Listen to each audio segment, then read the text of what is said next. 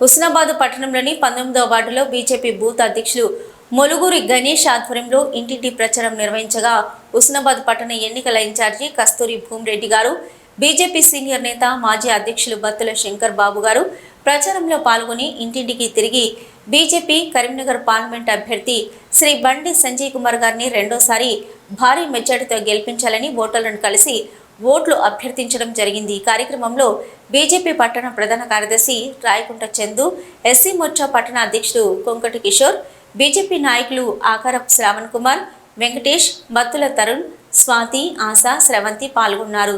మేధావి గొప్ప మహోన్నత వ్యక్తి భారతీయ జనతా పార్టీ ప్రధానమంత్రి అభ్యర్థి నరేంద్ర మోడీ గారు। మరి ఈ నేపథ్యంలో 10 సంవత్సరాల కాలంలో అనేక అభివృద్ధి పథకాలు తీసుకొచ్చి దేశాన్ని ప్రపంచంలో ఒక అగ్రగామి దేశంగా ఉండాలనే ఉంచుతూ ఆ రకంగా అభివృద్ధి చేస్తూ మరి వారి నేతృత్వంలో భారత్ అభివృద్ధి చెందుతూ ఉన్నది।